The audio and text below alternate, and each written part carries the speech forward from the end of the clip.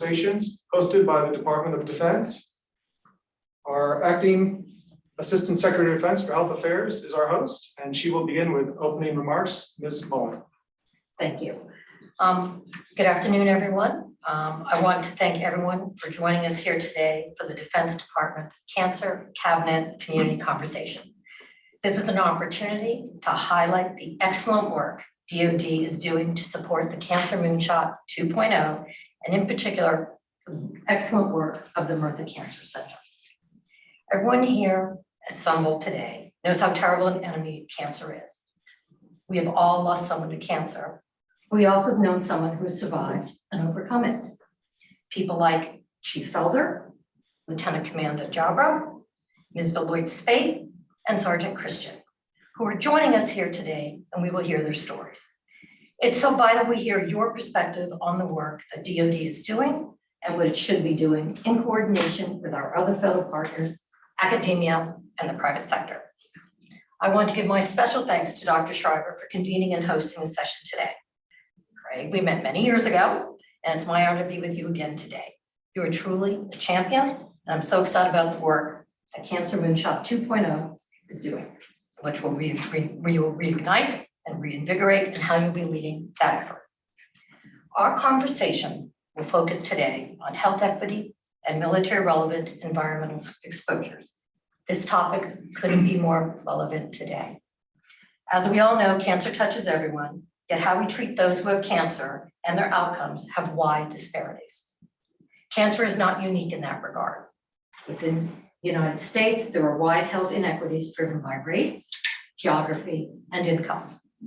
For that reason, addressing cancer's inequities is one of the key focuses of the Cancer Moonshot 2.0. DoD has a role to play here. Because the military health system has universal healthcare access for its beneficiaries, we see fewer disparities in health outcomes. At Merthyr, Black patients perform better than their counterparts in the civilian sectors for many cancers treated. I hope our conversation here today will inform the national conversation going forward. Military environmental exposures are another potential driver of cancer and is therefore relevant to DoD's contribution to the Cancer Moonshot. In the military health system, we're working to identify the links between environmental exposures and health outcomes, including cancer.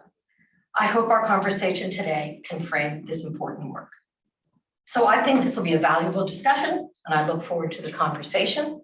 Thank you again to the participants and for all who are watching either virtually or in person. Dr. Schreiber, I turn over to you. Thank you, Ms. Mullen. Thank you for the support of yourself and your office, and Dr. Smith, you as well. Thank you for being here today. So as was stated in Ms. Mullen's opening remarks, there's a twofold effort to this 1 hour. The first half hour will be focused on equity for healthcare and how the Department of Defense has addressed and has shown outcomes and equity across the healthcare system, regardless of multiple factors. And then the second half will be on the environmental aspect and with our partners who are with us here today representing the VA and the NIEHS. So with that, I'd like to turn it over to Dr. Ji Lin, one of our senior epidemiologists at Merthyr, who's going to briefly describe some of the conclusions of outcome studies regarding equity in the military healthcare system. Dr. Lin. Thank you, Dr. Schreiber, for the opportunity to contribute. I'm Ji Lin from Merthyr Cancer Center Research Program. I'd like to share our studies on cancer survival comparison between military health system population and US general population. Access to health care has a large impact on cancer survival. However, in the US general population, healthcare access is not equal to everyone, and this disparity affects cancer care and therefore survival. In contrast to this unequal healthcare access in the general population, the military health system provides universal health care to beneficiaries. Therefore, in MHS, barriers to health care are minimized or reduced, and survival is expected to be better. Based on this hypothesis, we investigated whether MHS cancer patients have better survival than patients from the US general population as a result of universal and equal health care. The data resources we used are from DOD's Cancer Registry and also National Cancer Institute's Surveillance Epidemiology and End Results Registry, the SEER registry. Our study results showed that in the overall comparison of MHS cancer patients with those in the general population, we found consistently across all cancer sites that we studied, MHS patients had better survival than patients from the general population. Specifically for lung cancer, MHS cancer patients had 22% lower deaths than patients from the general population. And for breast cancer, 24% lower risk of death. For prostate cancer, an overall of 26% lower risk of death for MHS patients compared to general population. And for colon cancer, the reduced risk of death was 18%. Brain cancer, similar results. We found better survival for MHS patients with 26% reduction in the risk of death. In addition to the overall comparison, which include everyone, we also did the by race. We found that the improved survival for the MHS compared to general population was much larger for Blacks than whites. For lung cancer, MHS Black patients had 33% lower risk of death than Black patients in the general population. In contrast, the death reduction was only 20% for white patients. For breast cancer, similar results.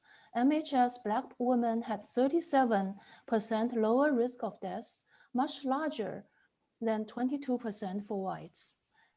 And in brain cancer, we found similar results. Blacks had 51% lower risk of death, but white patients had only 18%. And for both colon cancer and prostate cancers, the likelihood of death also tended to be much lower for Blacks than whites. We have two major conclusions from the multiple comparison, multiple cancers. First is MHS cancer patients had better survival than patients from the US general population across the cancers that we studied. This suggests that universal health care improves cancer survival. And second, the better survival was more evident among Blacks across all cancer sites, suggesting Blacks may benefit more from the universal health care. This implies that universal health care access is important to reduce cancer health disparity in society. Thank you very much. Thank you, Dr. Lin, for that powerful data-driven results showing equity of outcomes in the military healthcare system. The patients, however, are the ones affected by this. And so today with us, and thank you to all of you, we have 4 patients representing the Department of Defense military healthcare system. And each of them is going to speak in turn on how cancer has affected them professionally and personally, and their hopes for the future certainly are surrounding Moonshot 2. Starting off will be Sergeant Michael Christian, U.S. Marine Corps. Good afternoon, everyone. As Dr. Shriver just said, I'm Sergeant Michael G. Christian. I am 6672 in the United States Marine Corps, which is aviation logistics. So long story short, I work around aircraft for a living, handling it both the economic side of the parts as well as the finances. I was recently deployed in Saudi Arabia from December to February. It was supposed to be until the end of March, but I was diagnosed with B-cell leukemia February 22nd while deployed in Saudi Arabia. Cancer affected me professionally and personally. I would say it threw a big wrench in my career because I was at this weird point where I didn't just join, and I certainly had a long way to go. So I was at that middle point. Now I got to figure out, are they gonna, I'm asking questions to myself, are they gonna let me stay in? Am I able to stay in? Like things like health, what am I gonna do about finances? I have a wife. I just recently was married like 6 months ago, and she's a Japanese national. So, if I lose my job, now I got to think about, financial security. So there's a lot of things that cancer kind of threw a big wrench into. But I definitely will say that my chain of command, the medical teams, everyone's been really supportive on making me not feel scared on what's my next step. They even helped me get to my next step. So that's definitely something that I'm grateful for. And especially being at my age, I'm 24, I've like with professional and personal, they kind of work hand in hand with me. My professional life right now is my personal life because I'm at that age where I'm trying to build something. So personally, it didn't affect me that much. I mean, I still have the same friends, still got the same, interests. I would be lying if I say I wasn't really scared about the diagnosis, more so about the things I have to do now to handle this diagnosis. I will say on a personal level, I lie, is that I used to be a really healthy person. So I noticed a change. Like I feel terrible all the time. I get the shakes, like I try to just cut a tomato and I can't even hold a knife without my hands cramping. So there's obviously things that are that I am really uncomfortable with, but it's a growing pain. And like I said, my medical team is there and they're saying, like most of these things are just temporary.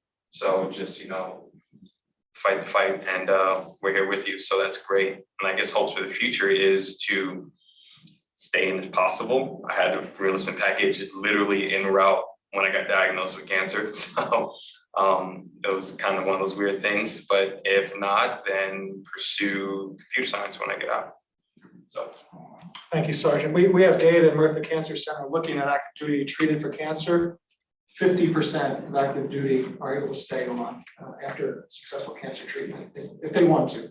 So we look forward to your continued service. Next is Melinda Deloach Spade. Good evening, everyone. Again, my name is Melinda Deloach Spade. I am the wife of a Coast Guard veteran. And I work for the Environmental Protection Agency, where I'm the director of the resource management staff. And I've been in the federal government for 34 years. And let's see the next one. How has cancer affected me professionally and personally? Professionally, it hasn't really affected me because I was able to work throughout my treatment. I did 6 rounds of very extensive, very strong chemotherapy.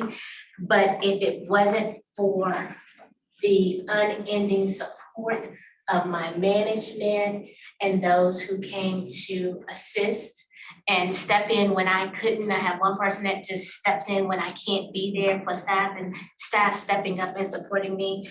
But I've been in the government for 34 years. So it hasn't really affected me. And then we've been home for 2 years. So I was able to continue my treatment as well as work virtually. And I'm continuing to work virtually because of the medications that I'm on. It affects my immune system. So my job has allowed me, although some are going back, they allowing me to continue my virtual position. And personally, I am considered the Energizer Bunny in my family and all the organizations that I belong to. The American Legion, the Reserve Association, Blacks in Government, my sorority, National Council. I'm in a lot of stuff and I hold positions in a lot of things, and to actually have to stop doing what I was doing, serving my community. That's my spiritual gift of service. And to actually not be able to do that and to not be able to be with my family the way they're used to being with me and seeing me and my energy and doing everything. But if it had not been for my husband, of course, my Lord, my husband, my mom, my children, my cousin, I don't know if I could have gotten to do this without them. And I cannot, I would be remiss if I didn't mention my medical team at Walter Reed Gyno Oncology. Amazing. They were just amazing. And they continue to be. My nurse navigator, Stephanie and Sarah, they're awesome. I can't say enough about them. And my hopes for the future is to continue on a healthy journey. To be here. My grandson turned 1 year old Saturday. I want to be here to see him graduate high school. I was diagnosed with stage 3 fallopian / ovarian cancer. And I'm hearing in the era that fallopian is kind of a mystery. My entire cancer is a mystery. There's no studies, there's no treat, what's the word? This is one of the things that gets me with the cancer treatment. The words, you get the buggy brain sometimes. But so that's my goal, to see my son graduate high school next year and to eventually see my grandson graduate high school. So that's my thank you. Thank you for being here. Chief Charles Felder. Hi, thank you. Chief Warrant Officer Felder. I'm a technical warrant officer assigned here in the National Capital Region. About 2 years ago, I was assigned to South Korea on an unaccompanied tour. And as I arrived there, it was right as COVID began to kick off. And so I remember getting the orders for Korea. I got my passport in order. I'm going to use Korea as the jump off spot. I'm going to all these different exotic places in Asia, Singapore. I was just, because friends who were there previously, we went everywhere. And so immediately when I got there, Korea, went into lockdown. So we took the passport, and it's as blank as it was now as it was when I bought it, or when I got it. So, but and then kind of was assigned to COVID response, which was significantly stressful, where you were in charge of coordinating for signature for the commander, everybody coming in and out of Korea. And so to include spouses, dogs, and everything. So it was a 24-hour position, and I embraced the opportunity to depart Korea, to return back home to my duty station. And so it's just a routine physical. When I arrived at West Point, I got the physical, and they said, hey, you look good, no problems there, but your PSA is a little high. I'm sure it's nothing, just get it checked out when you're signing to your new duty station, which I did. Went to the new duty station in Fort Belvoir. And it's a little high. We're going to test it again. It's a little high. We're going to send you over to Walter Reed, get that checked. I'm sure it's nothing. And sure enough, I went over to Walter Reed, and they looked at it, and he's going to set you up with an MRI. So it's very methodical. I appreciate that. There was a system in place. Got the MRI and sat down, and she says, there's a little something there. We're going to have the doctor call you. And I just remember the phone call. He kind of, hey, how's it going? And I'm like, okay, I'm doing fine. One second. So what you been up to? Okay. And then he kind of eased into it. We found some cancer there, and we want you to come in, and we're going to discuss options and so forth. And I went in, and based on, I'm very grateful and thankful to God that it was low grade. And so we adopted what's called active surveillance, which was not fun, but it could have been worse, which means biopsies on an occasional basis. And so on the second biopsy, there was some slight movement, and the doctor determined, I don't really trust that. Let's talk about other options. And so I opted to get it totally removed, and the doctor concurred, and all the specialists said, I think that's a good course of action based on where you are. And so all along, it was very methodical. I had a buy-in. There was nobody steamrolling me into, this is what, you better do this, you better do that. And so I was very appreciative of the expertise. My doctor, what's his name?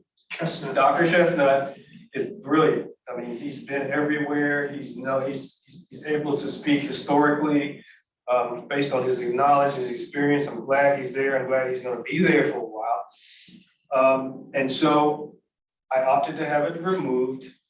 And so it was, I had a follow-up not too long ago, and things look very good.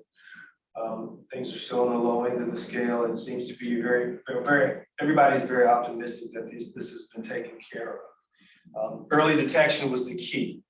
I don't know if I was not a service member, not required to do these annual physicals, not having not having it be free, so to speak, where you can just go right in. I don't know if I'd be in the same position because, you know, generations before the theory is you go to hospital's a place you go to die. You don't go to get well. And so my father and all these folks, they just never went to the hospital for anything. But I just went as a routine look, and sure enough, there it was. How this has affected me professionally, I would be lying to say that the focus has been affected. And I can see how this would be a readiness issue. There are expectations of every service member to perform. However, when the doctor calls you and says you got cancer, everything shifts. You don't think about, you know, what you got to do at work. You don't think about, yeah, you're hanging in there, you're giving 100%, but your mind's not. And so I've had a very supportive chain of command. Look, take the time off, do what you got to do. As she mentioned earlier, we've been home for COVID, so that helped. You don't, there's no urgency. There was a ability not to go into the office. And so it was things seemed to fall into place.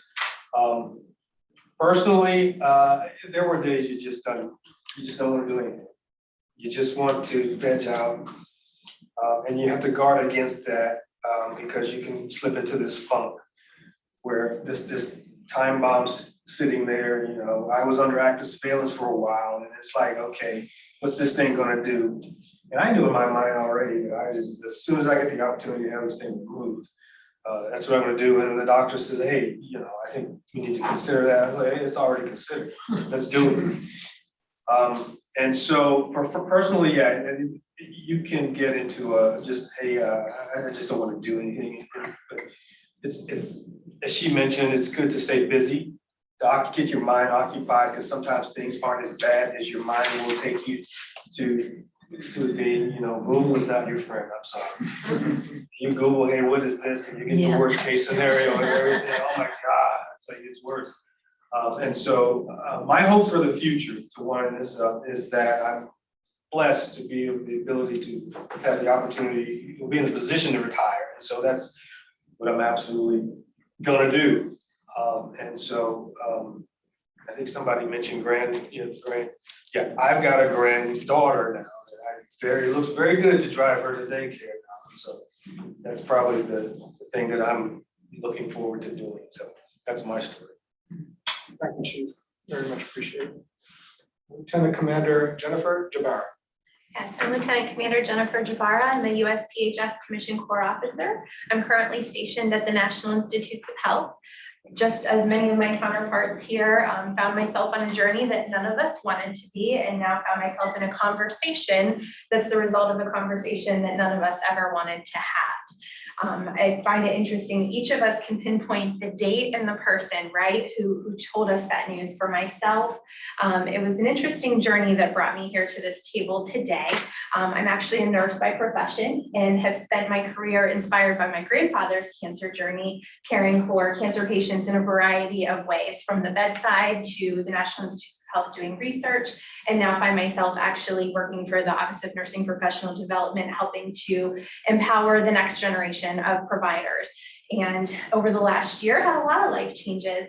In December, welcomed my son Joshua, the second of our two children, after what was really a very challenging pregnancy, highlighted by a couple of very exciting trips to the emergency room, and one with sirens blowing, ambulance going, and ultimately delivered him. And along the way, had a few signs that maybe something else was going on. After delivery, realized ultimately what we found was a tumor had developed alongside my pregnancy, and took a little while after delivery to prepare for that biopsy and ultimately receive the results. February 25th was my conversation. It was a Friday evening. Thankfully, the team, both from the gynecology clinic and then gynecology oncology, were very quick to make phone calls as they realized the results of that biopsy were going to be available online. And no one wanted a new mother finding out over the weekend that she had cancer for what up until that point everyone was really confident was a benign mass of some sort. So when we think about how has cancer affected you, I find it remarkable that we're all sitting here trying to encapsulate that in a 5-minute blurb, because the truth is words could never do justice for what this has done. I think many of us are trying very hard to put on that happy face and say that personally and professionally, I think I've heard someone say, it hasn't affected us personally, but I know you're lying. Because it has, right? The minute you hear those words, you have cancer, everything changes. It changes for you, it changes for your family. In my case, it changes for my 2 kids. And what does that look like? Well, one, it was the end of my maternity leave, and I was supposed to go back to work on the same Monday that I had to go show up in the clinic and say, I guess I have cancer. What is this going to look like? By the way, I'm active duty and I have a whole list of things that I had planned on doing professionally this year, and a great boss waiting for me to come back to a team that's already been kind of picking up the slack while I've had this difficult maternity leave. And met with Dr. Phippen and the team. We talk about how streamlined the service was. So I was diagnosed Friday, February 25th, in the office Monday morning. I was in the OR having a radical surgery by March 10th, which we had all been really optimistic was going to hopefully put an end to the cancer journey. And hopefully that would be the end of the happily ever after of my story.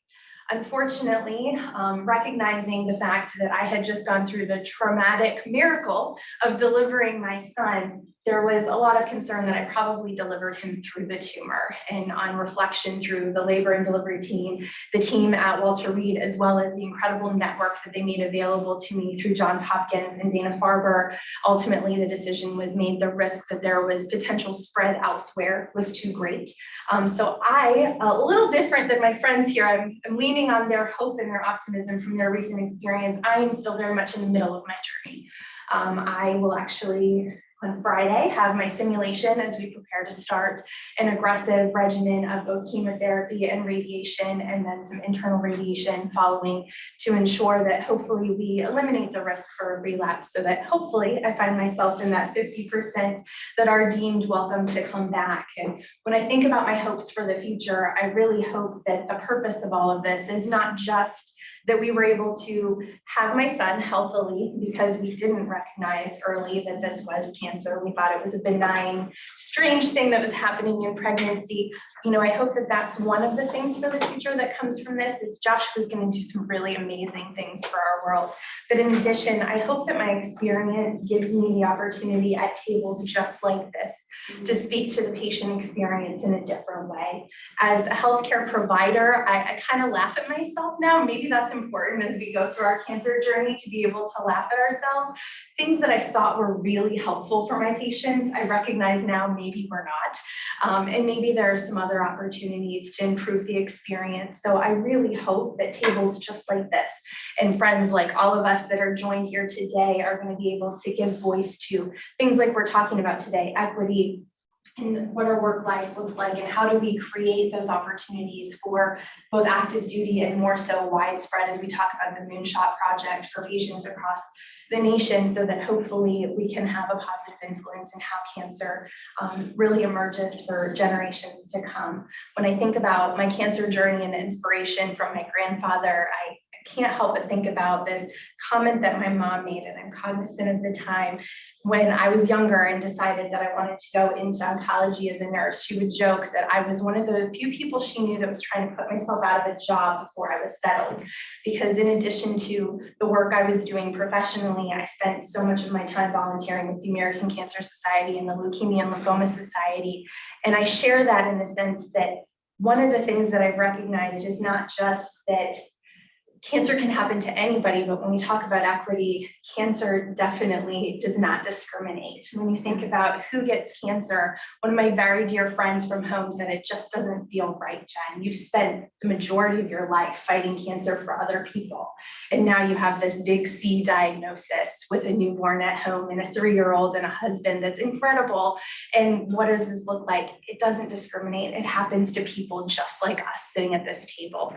And it took me a little bit, I haven't been on the string very long, to be fair, but it took me a moment to be able to say those words. And to be honest, I'm sure others probably can share the sentiment that the first time you had to call someone and say, so I have cancer, is a really difficult conversation, which brings us back to kind of how I opened my couple minutes here, that it's all about conversations. And I really, my hope more than anything for this is that this is just the beginning of a much larger conversation that we'll all continue to come to the table for, so we can make a really great difference. And hopefully we won't need a Moonshot 4 or 5, but we get it done this time. Thank you, Commander. Well said. Thank you to all of our patients for those powerful stories and your testimonies. So the next half of our conversation will now move into exposures. And so for that, the Department of Defense is partnering with other federal agencies, and we're going to hear from some of those partners with regards to what we are doing in exposure research and what we hope to do in Moonshot 2, as well as what these agencies are doing. So with that, I'd like to invite Dr. Patricia Hastings from VA to start us off. Well, first I want to say that I am very happy to be here, and it's been a great collaboration over many years with DoD, and we are bringing other people to the table. And Commander, I want to let you know that it is tables like this that will make a huge difference. And we were involved with Moonshot 1, this is Moonshot 2, and I absolutely agree with you. If we can make this Moonshot last, that's the answer. VA exists to take care of the military members when they have ended their service. And so the whole reason that VA exists is to be that continuum of care, and we're very proud to do it. My office has existed for about 37 years, and we've looked at those things that are military environmental exposures, and these can be many things. It can be the environmental exposures we think of as fuels, it can be the PFAS that we talk about now, it can be heat, cold, vibration, but we have concentrated on those environmental exposures that are chemical and radiologic in nature. And being invited to work with DoD has accelerated some of the work that we're doing.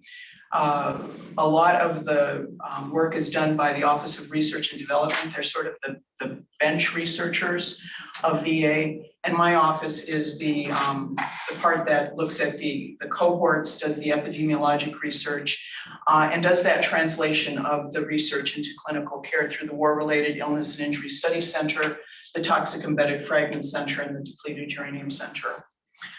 We work with many partners. DoD is probably our closest partner, but we also work with the National Academy of Sciences, Engineering, and Medicine, the Agency for Toxic Substance Disease Registry, NIH, among others.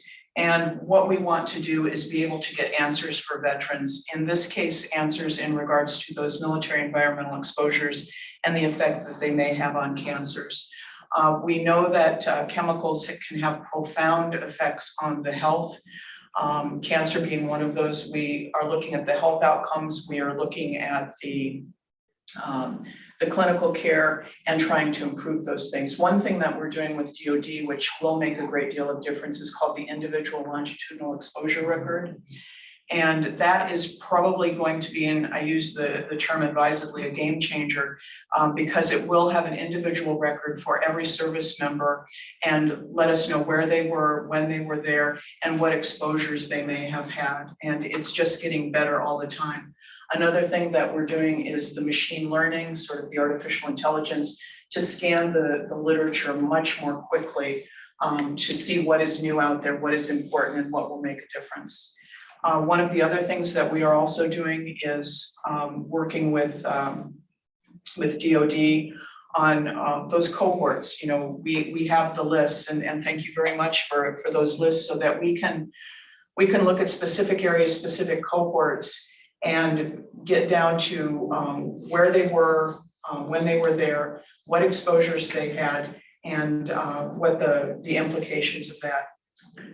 We have also looked at VBA data for trends, and this is Veterans Benefits Claims data, which will inform us on what things we need to research next, which things look like they could have profound effects on health, including cancer.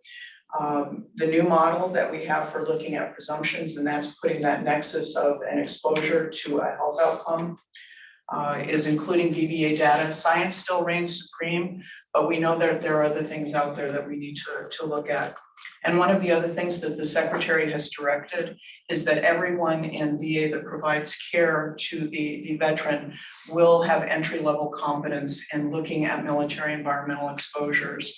And that will have a profound effect, because a better understanding from the care providers at that basic level is often an entry point into further healthcare. But To put it into just a small sentence, this table will make a difference. And the jointness and the work that we do collaboratively is really going to make the difference. And I'm proud to be involved. Thank you, sir. Thank you, Dr. Hastings. Continuing our conversation surrounding environmental exposures and our work of the DoD with other federal agencies and partners is Dr. Warren Casey, the acting chief of the Predictive Practicality branch of the National Institutes of Environmental Health Sciences. Sir. Thank you, Dr. Schreiber. It's really exciting to be here today to talk about a first of its kind project. I think it's probably the first this type of collaboration between NIEHS and DoD. And what it attempts to do is to link military exposures of individuals with the subsequent development of cancer. So if we're ever going to meet President Biden's goal of reducing cancer death rates by 50% in 25 years, it's going to involve two things. One is early cancer detection. As Chief Felder mentioned, early cancer detection is a key. If you think of cancer as a forest fire that's ravaging the body, the sooner you can catch it, the easier it is to contain and the quicker you can put it out. So a lot of effort is being put into just that early cancer detection. What we're trying to do is go prior to that.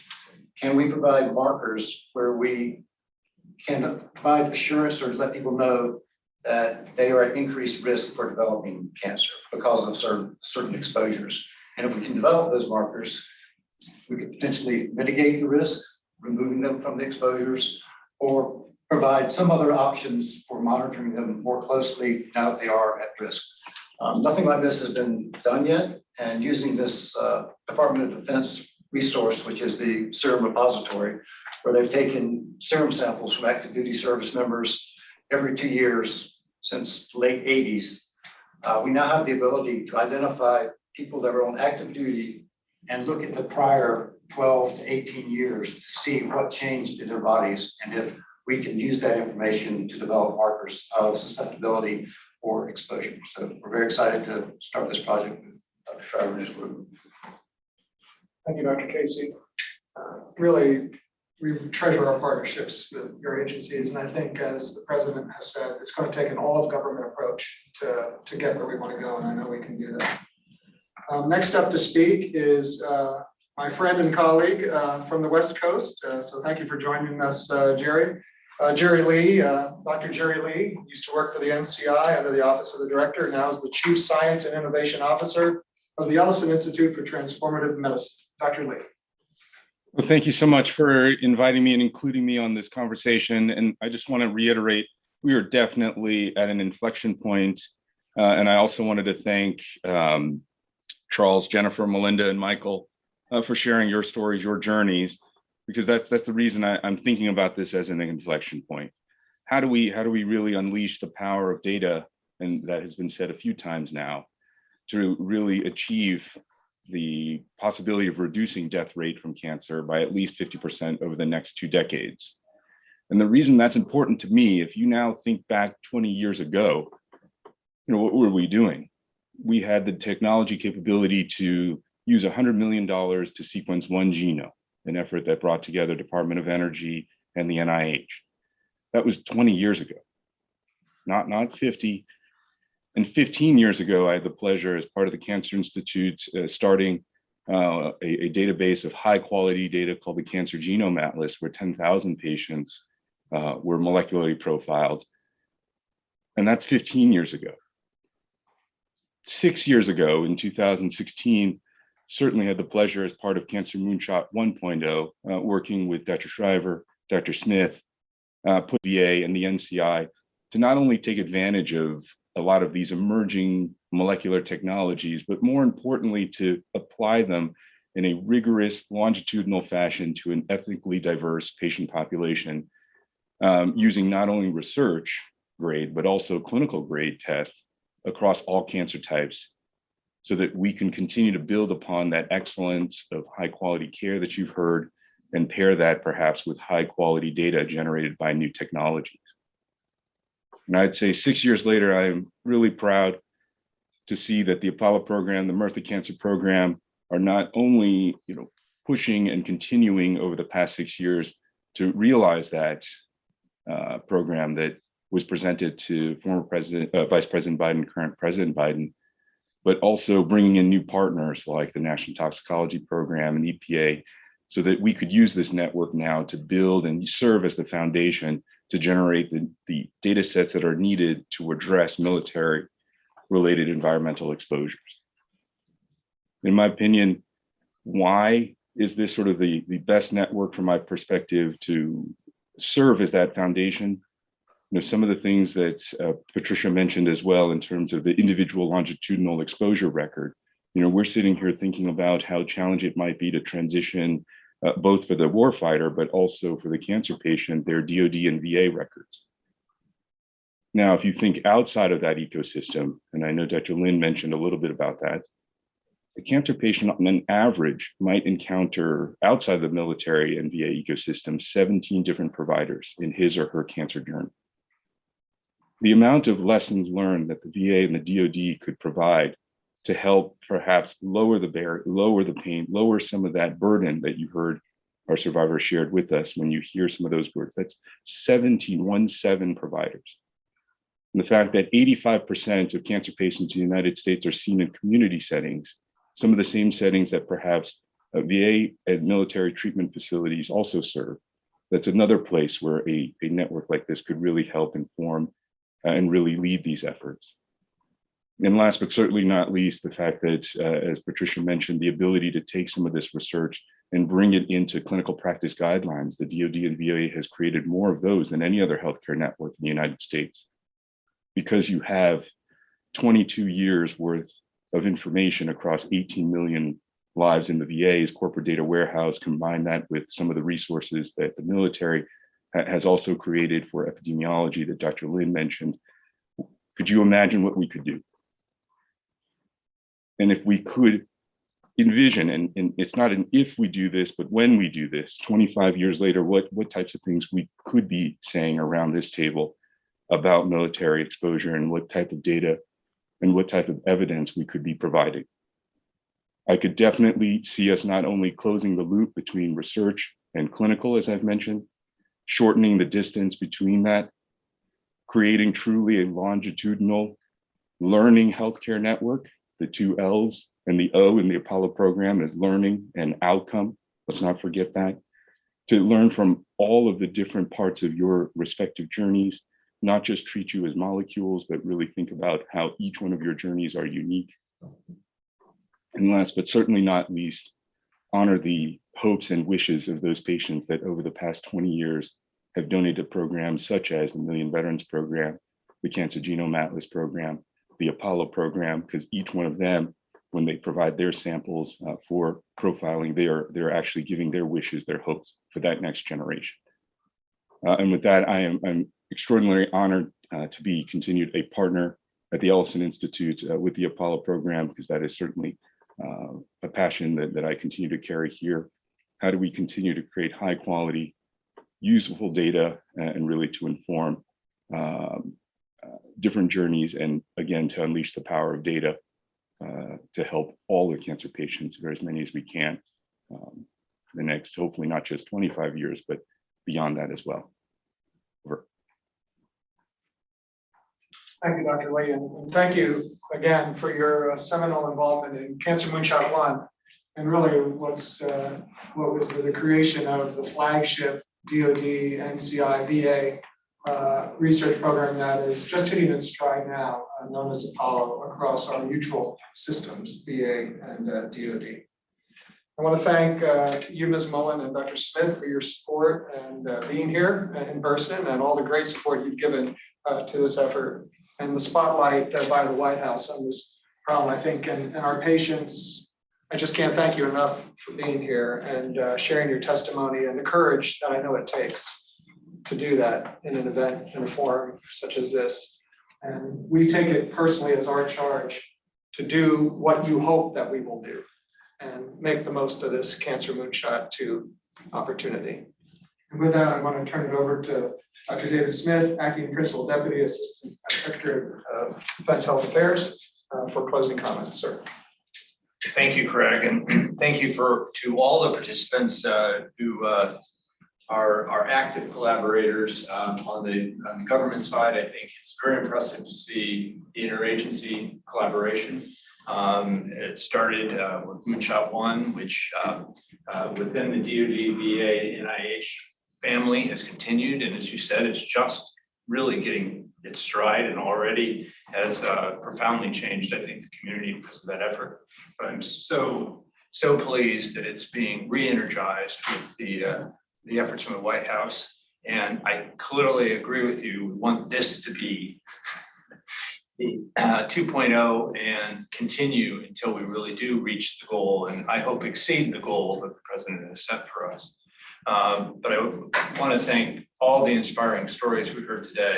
I know you all are just representative of all of those that we are trying and so desperately want to be able to continue to help. And your testimonies just help inspire that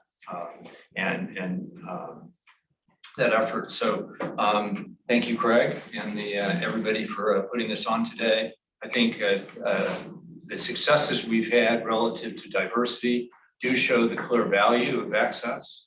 But I think we clearly all know that we have more to do to make it, the ideal system, and hopefully we'll not have cancer to worry about if we're successful in the end. Part of my passion and working very closely with a number of the folks at the table, we now have the tools to be able to do and broaden this work to really be able to start matching and seeing whether or not there are exposures. We all know our environment is a work industrial environment that has all sorts of potential environmental toxins and exposures. And the ILR that Pat talked about, now this in the next couple of months will have an additional module that allows us to match individuals to exposures, to develop cohorts, to actually be able to study them and really look and see whether or not we're doing what we clearly want to do, which is protect our workforce in pursuit of their missions. So again, thank you for the opportunity to be here.